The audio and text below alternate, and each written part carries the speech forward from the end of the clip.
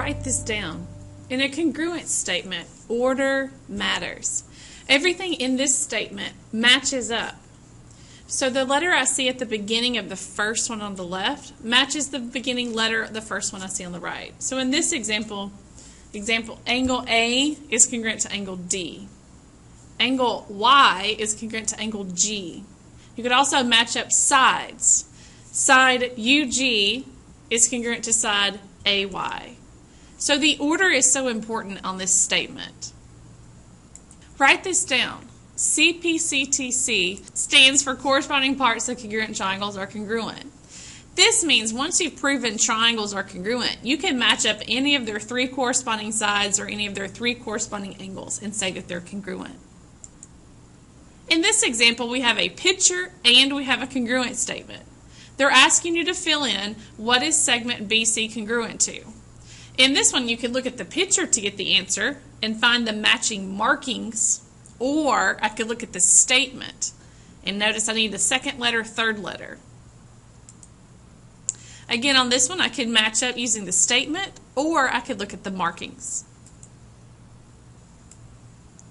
In this example, I do not have a picture. I can still do the problem without having a picture because I have the congruent statement. Pause the video and see if you can fill out these blanks before seeing what the answers are.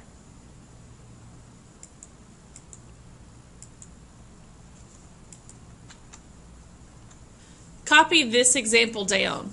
Make sure you get all of the markings. When I teach this problem, I talk about stick man running a race around the triangle.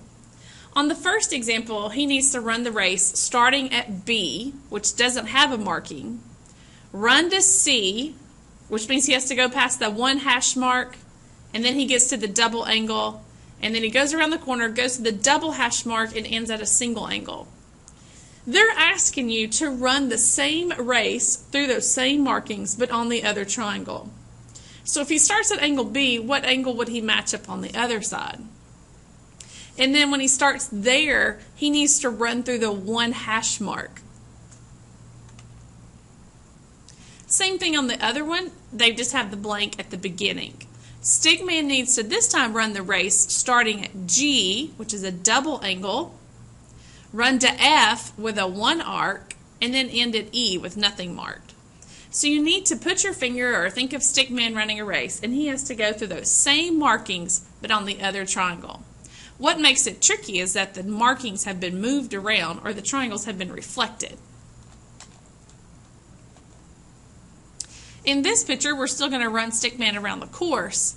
This time we're going from J, K to N. So we're over on the left side.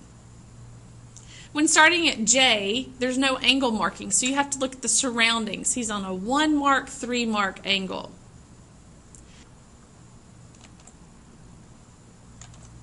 Pause the video and see if you can figure out how to fill in the congruent statement.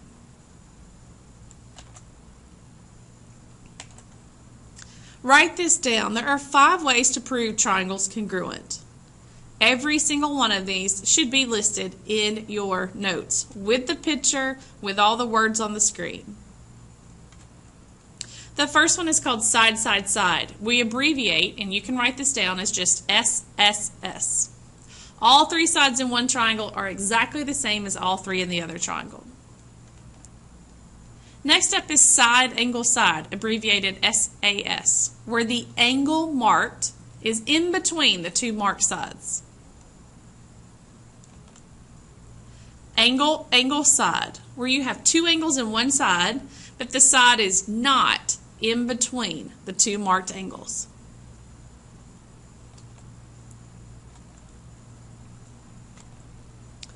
Next is angle, side, angle, where you have 2 angles in a side, but this time the side is in between the 2 marked angles.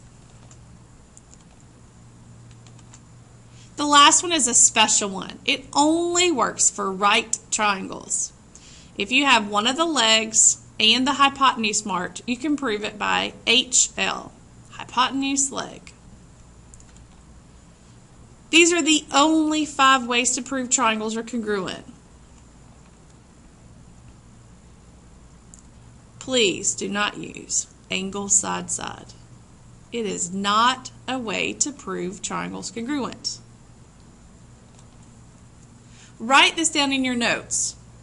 There are 3 markings that you can add if they're not already marked in the picture. These are the only 3 you can add. Write these down. One of them is if the 2 triangles share a side. They are touching, they share the vertex, they share the entire segment. If they share a side, you can mark that side congruent by the reflexive property. The other one is like a bow tie or an hourglass, or you can think of it as a butterfly. When they touch and make that X, those are vertical angles. So we can put that the angles are congruent. The third one, copy this one down too, is when you have parallel lines.